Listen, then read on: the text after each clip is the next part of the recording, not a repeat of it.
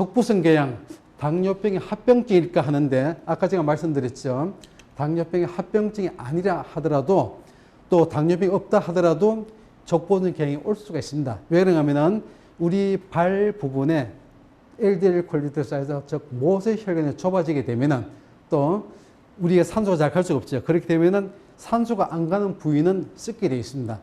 그래서 이걸 갖다 우리가 이제 산소가 부족함으로 인해서 족부성궤양 이제 발이 썩어가는 질병이 오게 되는 것인데, 그래서 우리가 대부분 당뇨병이 합병증으로 알고 있습니다만은 물론 피가 끈적거리는 게 한 분야의 작용은 할 수도 있습니다. 저 발을 썩게 하는데, 그러나 그보다 더 중요한 원인은 저 모세혈관의 좁아짐으로 인해서 산소가 못 감으로 인해서 이렇게 족부성궤양 발이 썩어가는 것을 우리는 꼭 알고 있어야 되겠습니다. 잘못된 당뇨 합병증 상식 좀 말씀드리겠습니다. 당뇨가 없어도 혈당이 정상이라도 고혈압이 올 수 있다. 당뇨가 없어도 혈압이 없어도 뇌졸중이 올 수가 있다. 당뇨가 없어도 혈압이 정상이라도 백내장이 올 수 있는 것을 왜 모를까? 망막증이 올 수 있는 것을 왜 모를까? 동맥경화가 올 수 있는 것을 왜 모를까? 협심증, 신경경색, 발정력감 때문에 발기부진이 올 수 있다는 것을 왜 모를까? 괴지병, 발가락에 썩는 병이 올 수 있다는 것을 왜 모를까? 즉 돌연사 이런 것들이 다 당뇨병 합병증은 아닌 것입니다. 아까 말씀드린 것처럼 어디에 먼저 죽종이 발병하냐에 따라 가지고 이러한 질병이 발병한다는 것을 제가 꼭 알려드리겠습니다. 그래서 이건 당뇨병 합병증이라 하기보다는 저 죽종이 먼저 많이 쌓이면서 생기는 질병이라고 보시면 되겠습니다. 거기에 피가 끈적거리면 조금의 연관성이 있다고 보시면 되겠습니다. 방광, 전립선, 신장질환 여기에 대해서도 좀 설명을 드리도록 하겠습니다. 전립선 비대증, 여기에 전립선이 있게 됐는데 왜 여러분 우리 전립선이 비대해질까요? 이 비대증의 원인도 마찬가지입니다. 이 전립선 안에 즉 동물성 지방, 트랜스지방들이 쌓이게 되면은 LDL 콜레스테롤이 쌓이게 되면은 우리 전립선은 점차 부풀어지게 되는 것입니다. 부풀어지게 되면은 요도를 자꾸 압박하게 되겠죠. 그러면 우리는 소변을 보기가 상당히 힘들어지게 되고, 또한 방광에 염증이 쌓이게 되면은 우리는 자주 소변을 보게 되는 증상도 우리는 또 겪게 되는 것입니다. 그래서 전립선도 마찬가지로 LDL 콜레스테롤이나 또 트랜스 지방이나 이런 지방이 쌓임으로 인해서 자꾸 전립선이 커짐으로 인해서 요도를 압박하는 것이 즉 전립선 비대증의 원인이라고 말씀을 드리는 것입니다. 자, 이제 콩팥에 대해서 말씀드리고 보겠습니다. 괴사되면은 되돌릴 수 없는 콩팥, 신부전증이라는 원인이 흔히들 얘기하죠. 지금 우리가 지금까지 알고 있는 상식은 콩팥은 한번 망가지게 되면 되살릴 수가 없다. 즉, 괴사되면 회복 불가. 왜? 저는 아니다라고도 또 이야기를 합니다. 그러면은 이 신부전증에 걸리는 원인은 또 무엇인가? 또 콩팥이 기능을 제대로 할 수 없는 원인은 무엇인가 하면은 그 원인은 마찬가지로 콩팥에 있는 사고체, 즉 죽증이 쌓임으로 그렇다고 저는 말씀을 드리는 것입니다. 그래서 우리가 투숙 전에는 항상 콩팥의 기능을 한번 점검해 볼 필요가 있습니다. 투숙 전에 왜 점검을 해야 되는가 하면은 우리가 정상적으로 작동을 할 수 있는데 잠시 작동을 할 수 없는 경우가 있습니다. 이 사고체가. 그러면은 무엇인가 하면은 우리의 사고체가 막혀 있으면은, 자, 우리 머리에 있는 두뇌 혈관이 막혀 있으면 뇌경색이 오듯이 또 우리 콩팥에 있는 사고체 모세 혈관들도 막혀 있으면은 저 피가 좀 순환이 잘 안 되겠죠. 그러면 사고체 여과율도 떨어지게 되고 여러 가지 문제가 발생하는데, 그런 경우에 과연 우리가 투석을 해야 될 것인가. 그래서 저는 투석하기 전에 먼저 콩팥의 기능을 한번 점검해보고, 지금 이게 괴사된 게 아니고 막혔다가 하면은 얼마든지 정상으로 되돌 수 있는 것입니다. 그래서 막히는 것은 무엇인가 하면은 아까 말씀드린 것이 죽증입니다. 죽증이 쌓이게 되면은 그 콩팥의 기능을 제대로 할 수가 없습니다. 그래서 우리가 투숙하기 전에 꼭 한번 사고체 여과율이나 기능 검사, 기타 점검을 통해서 지금은 기능이 얼마나 남아 있는지, 또 그리고 완전히 정말 괴사된 것인지 아니면은 죽증으로 막혀 있는 것이 우리가 한번 판단해 볼 필요가 있습니다.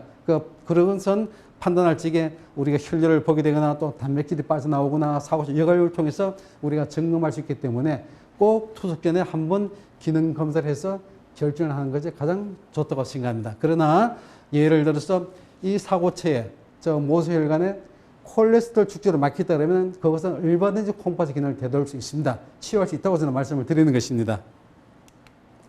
신부전증에 우리가 걸리게 되면 이제 투석을 하게 되죠. 이 투석 참 괴롭습니다. 보통 일주일에 서너 번 하게 되는데 얼마나 괴롭겠습니다. 그러면은 투석을 하시는 분들은 사회생활을 하기가 너무나 힘들어집니다. 왜냐하면 투석 보통 서너 시간씩 투석을 또 해야 되는 이런 상황이 오기 때문에 그래서 지긋지긋한 투석을 하기 이전에 한번 우리가 신장의 기능 검사를 통해서 내가 과연 투석을 받을 사람인가 아니면 투석을 하지 아니하고도 콩팥의 기능을 정상적으로 되돌 수 있는 것인가 이거에 대해서 우리는 심각하게 한번 고민을 해보고 결정을 해야 될 것입니다. 녹내장과 눈 질환의 원인, 정맥이 폐쇄되거나 항반이 비정상되게 되면 이렇게 우리의 눈에 있는 망막에 이런 모든 혈관이 깨끗해야 될 텐데 우리 눈의 망막이라든가 수증기가 깨끗이 못하게 되면은 우리 또 안질환이 오게 되는 것입니다. 이 원인 또한 마찬가지로 수십 많은 모세 혈관에 즉 죽증이 쌓이게 되면은 모든 안질환이 오게 되는 것입니다. 정맥이 폐쇄가 되고 항반이 비정상적으로 발병을 하게 되고 그래서 이런 것들도 마찬가지로 많은 혈관들의 죽증이 쌓이게 되면 산소 공급이 안 되고 영양분이 공급이 안 되겠죠. 그러면은 우리는 또 안질환에 노출되는 것입니다. 그래서 항반변성 이거 참 무슨 질병입니다. 지금까지 항반변성이 발병하게 되면은 치유할 수 있는 방법이 거의 없습니다. 녹내장도 마찬가지입니다. 그러면 항반변성의 원인은 무엇인가? 저는 여기서 말씀을 드립니다. 즉 산소가 부족해서 온 질병이 저는 또 항반변성이라고 말씀을 드리고 산소가 부족해서 오는 질병이 즉 녹내장이라고 말씀을 드리는 것입니다. 그래서 그러면은 즉 항반변성 같은 이런 질병이 걸리게 되면은 어떤 문제가 생기는가 하면은 정상적인 나무가 이렇게 쭉 걷어 있습니다. 그런데 걷어 있는 이렇게 보여야 할 텐데 이 나무들이 분명히 다른 사람들이 봤을 때는 정상적인 굳게 서 있는 나무이지만은 항반변성 증상이 있는 분들은 나무가 이렇게 휘어 보이거나 이렇게 휘어본 증상이 많습니다. 이렇게 구불구불하게 휘어보는 증상이 있게 되고 이런 건물들이 이렇게 깨끗하게 보여야 되나 건물 한쪽에 휘어 보이거나 시커멓게 이렇게 막 흐려져 보이 이런 경우에는 상당히 항반변성 증상이 많이 진행된 상태입니다. 그러나 이렇게 진행된 경우에는 치유할 수 있는 방법이 아직까지는 없는 것으로 저는 알고 있습니다. 그러나 이런 항반변성도 예방 또한 진행을 멈출 수 있는 방법이 있다는 것을 제가 이 시간 말씀을 드리는 것입니다. 항반변성 한번 우리가 발병하게 되면 실명하는 아주 무슨 질병이라는 것을 제가 말씀드리고 있습니다. 자, 암에 대해서 말씀드리겠습니다. 여러분, 암 참 무슨 질병이죠? 우리가 암에 걸리게 되면은 아이고 이제 나는 죽는다. 이렇게 낙심들을 하게 되게 되어 있습니다. 그러나 요즘 현대학도 많이 발전이 되고 있음으로 인해서 그 암 치료도 상당히 높아지고 있습니다. 또 해병률도 많이 높아지고 있는데 우리가 꼭 알아야 될 부분을 제가 간단하게 해서 말씀드리고 또 암에 대해서는 상당히 많은 시간을 제가 할애해서 말씀드려야 하기 때문에 정기 치유 세미나 때 암에 대해서 모든 걸 다시 한번 말씀드리도록 하겠습니다. 자, 암 알면 이길 수 있다. 자, 암 발병의 원인 우리가 유전적 요인으로 많이 알고 있습니다. 우리 집안 식구들 중에 암으로 천국을 가신 분이 계신다 그러면은 또 그 가족들도 많이 조심을 하게 됩니다. 그래서 그러면 이게 과연 유전적인 요인인가 아니면 환경적인 요인인가 식생활적인 요인인가 아니면 운동이 부족해서인가 또 과로 스트레스 혈관이 좁아짐으로 해서 발병하는 것인가 질병의 발전은 모세혈관 축종된 산소 부족에 인해서 제가 늘 말씀드리는 것입니다. 그래서 우리 암도 저는 말씀을 드립니다. 분명히 암도 즉 산소가 부족하면은 암이 발병하는 것입니다. 그래서 우리는 늘 산소를 충분히 공급할 수 있는 혈관을 가지고 있어야 됩니다. 그래서 우리가 또 주말에 되거나 할 경우에는 산소가 많은 산으로 올라가기도 하죠. 물론 산에 가면은 상당히 피톤치드도 있고 또 산소가 풍부해서 우리는 상당히 맑은 기분을 느낄 수 있습니다. 그러나 문제가 있습니다. 문제가 있는 건 제가 차후 설명하도록 하겠습니다. 우리가 과로를 하게 되거나 스트레스를 받게 되면 혈관이 좁아집니다.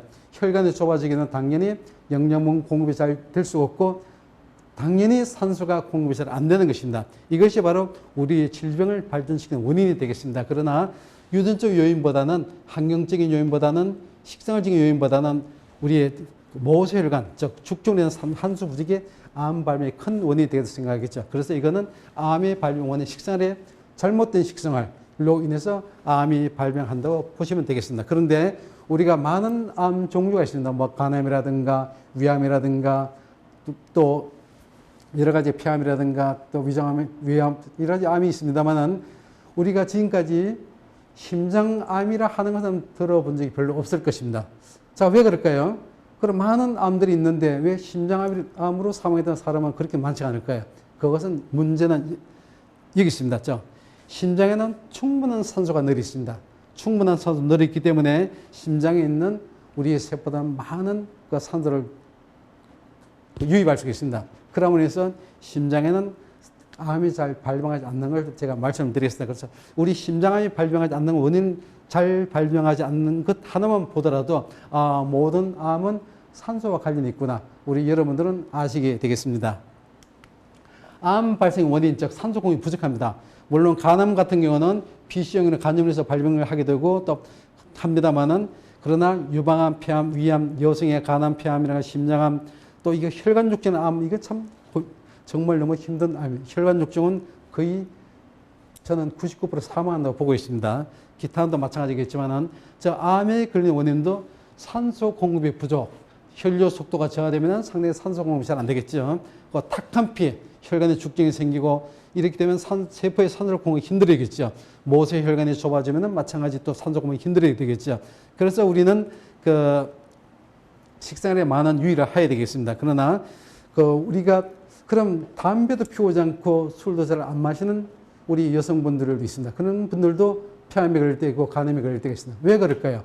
역시 마찬가지로 산소가 부족해서 그렇습니다. 특히 여성분들은 우리 주방에서 우리 가족들 위해서 요리를 하기 때문에 요리할 적에 우리의 거기에는 많은 산소가 필요하게 되죠. 그러면은 주방에서 요리할 때 우리의 주부들은 산소 흡입하기 상당히 좀 힘들어집니다. 또 흡입을 하더라도 많은 양을 흡입할 수 없고, 그러므로 인해서 산소가 부족하면서 나는 담배도 피우지 않고 술도 마시지 않는데 왜 내가 폐암, 간암에 걸리나? 이 또한 산소 부족이라는 것을 제가 말씀드리겠습니다.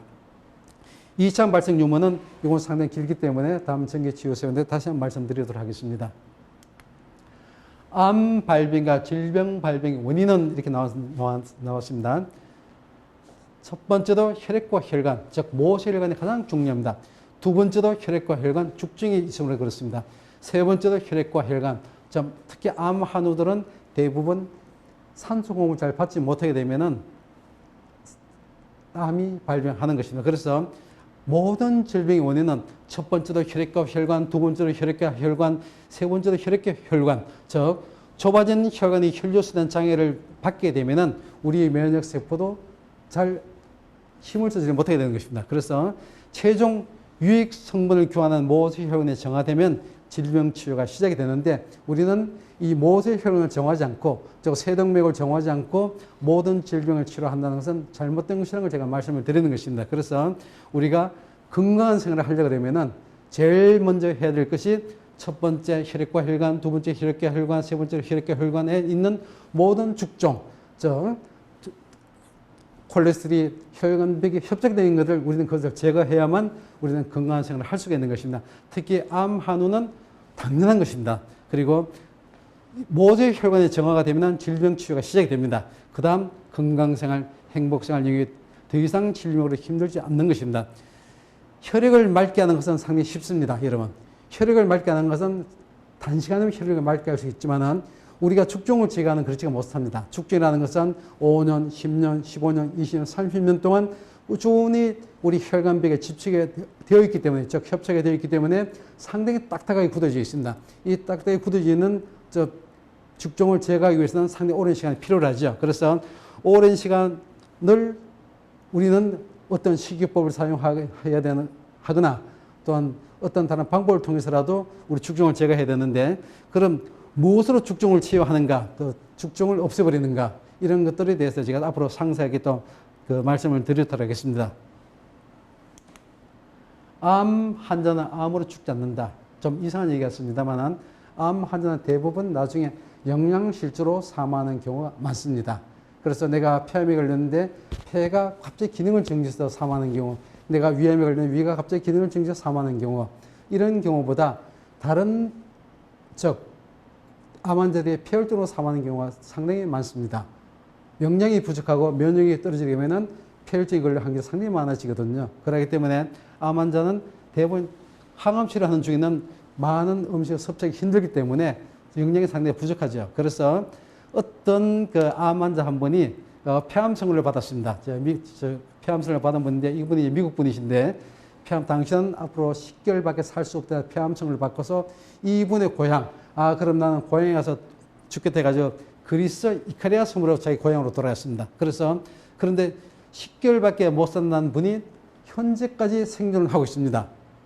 1976년대에 암 선고를 받았는데 2010년 제가 17년, 18년 제가 확인을 못했습니다만은 1976년대에 당신은 앞으로 10개월밖에 살 수 없다고 폐암 선고를 받았습니다만은 2015년까지는 제가 살아있는 걸 확인했습니다.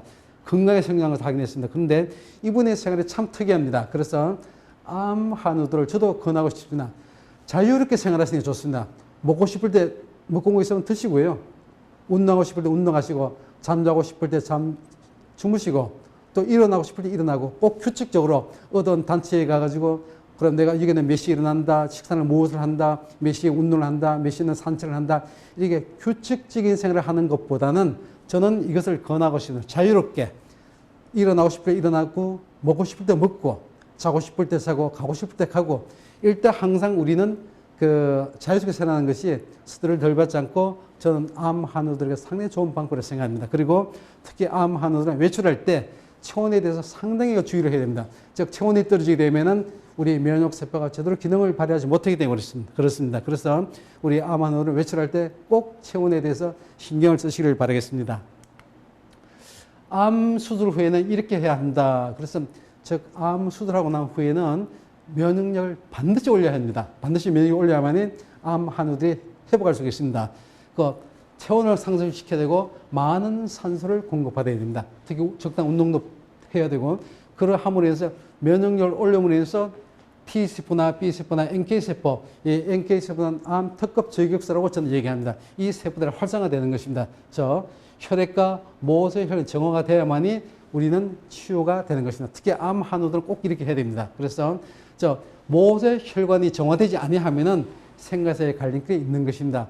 암 환우는 왜 산에 가서 갑니까? 왜 내가 더 이상 희망이 없다, 치유하는 방법이 없을 적에는 대부분 암 환우는 마지막 생존의 희망을 걸고서 산으로 가게 됩니다. 산으로 가는데 그러면은 예를 들어 산에 10분이 올라가서 똑같은 생활 환경에서 똑같은 음식과 똑같은 그 운동을 하고서 그 암을 치유하기를 기다리는데 9명은 돌아가시고 한 분은 살아서 내려오시는 경우가 있습니다. 왜 그럴까요? 그럼 9분은 똑같이 운동을 하고 똑같은 음식을 섭취를 하고 좋은 산소를 마신다 하지만은 좋은 산소 마신 것이 과연 암세포로 갔을까? 저는 거기에 대해서 말씀을 드리는 것입니다. 그래서 살아서 내려오신 분은 산에 가서 모든 운동도 하고 식이요법도 하고 하겠지만은 또 하나 중요하게 한 것이 즉 모세혈관을 정화시키는 방법을 함께 했다는 것입니다. 모세혈관 정화됨으로 인해서 모세혈관을 통해서 영양분이 공급되고 산소 공급됨으로 인해서 암이 치유가 되는 것입니다. 그래서 우리는 꼭 산에 가서 마지막 그 치유의 힘을 가졌을 때 무엇보다 가장 먼저 해야 될 것이 모세혈관 정화하는 것이 가장 중요하다는 것을 제가 이 시간 말씀드립니다. 항암은 할 때에 한의 몸 상태를 정밀하게 체크하고 꼭 시행하는 것이 좋습니다. 내가 몸 체력이 좋지 않은 상태에서 항암을 하게 되면은 상당히 좋지 않은 결과가 또 나올 수 있습니다. 그리고 또 암 환우는 늘 백혈구와 림프 수치를 항상 정상적으로 유지가 되게 체크를 해야 됩니다. 그리고 체중 감소를 필수적으로 막아야 됩니다. 체중이 감소되게 되면은 수분이 부족하게 됩니다. 면역력이 떨어지게 됩니다.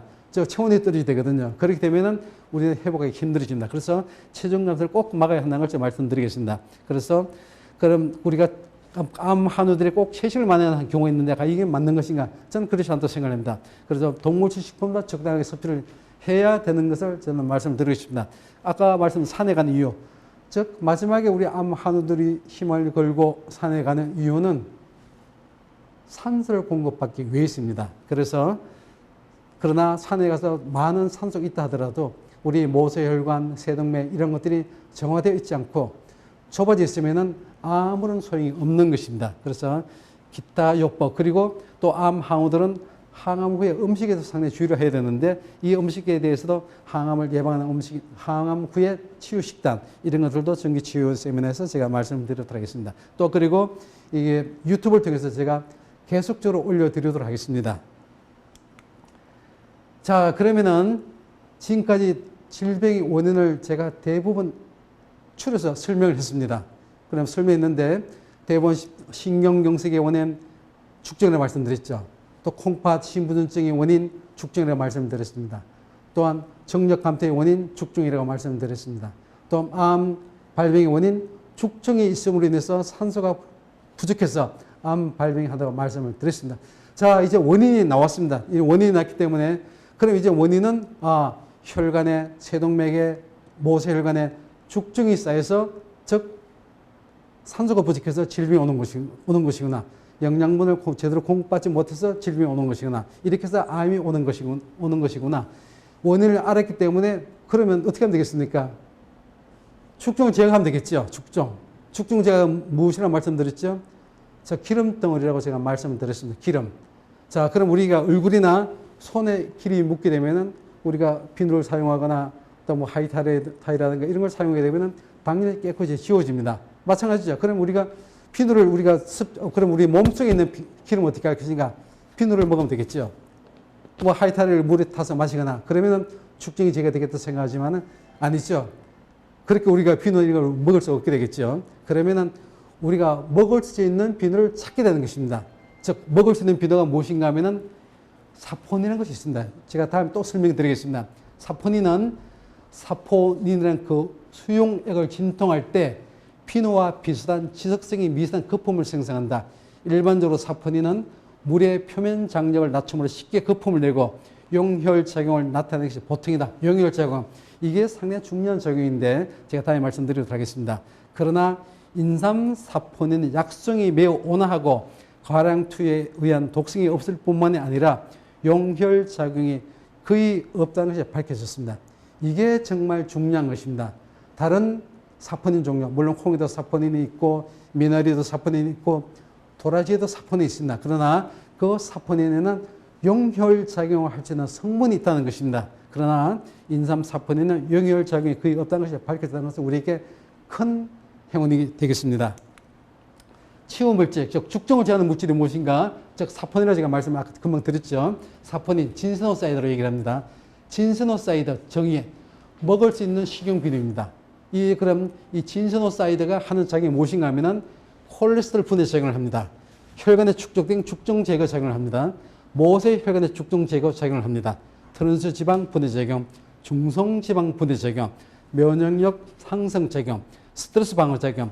우리가 스트레스를 받고 이 세상을 살아가고 있습니다. 그러나 내가 스트레스를 받지 않는다 하더라도 난 스트레스를 받기 싫어. 스트레스에 물러가 오지 마. 이렇게 얘기한다 하더라도 스트레스를 안 받는 것이 절대 아닙니다. 스트레스는 항상 우리한테 다가오는 것입니다. 그래서 스트레스 방어 작용을 하는 물질이 있는데 아답토겐을 하는 물질이 있습니다. 이 아답토겐이 무엇인가 하면 진세노사이드라는 정설에 지금 굳어진 상태입니다. 그래서 우리가 스트레스를 방어하기 위해서는 아답토겐을 많이 취하되는데 이거 마찬가지로 이것도 진세노사이드 일종입니다. 그래서 아답토겐 스트레스 방어를 활성화하는 물질이 되겠습니다. 그래서 우리가 스트레스를 받지 않고 살아가려면은 또 물론 스트레스를 받더라도 그 질병으로 발전되지 않기 위해서는 스트레스를 방어해야 되겠습니다. 그래서 스트레스를 방어하는 활성 물질이 아답토겐, 즉 진세노사이드라고 제가 말씀을 드립니다. 자, 그럼 이게 진세노사이드 사포닌이 과연 어디에 많이 들어있는가? 이제는 제가 알아볼 때부터 되었습니다. 여러분, 이게 무엇입니까? 네, 그렇습니다. 인삼입니다. 인삼이 사포닌의 보고라고 말씀드립니다. 잠시 휴식 시간을 가지고 또 2강으로 시작하도록 하겠습니다. 감사합니다.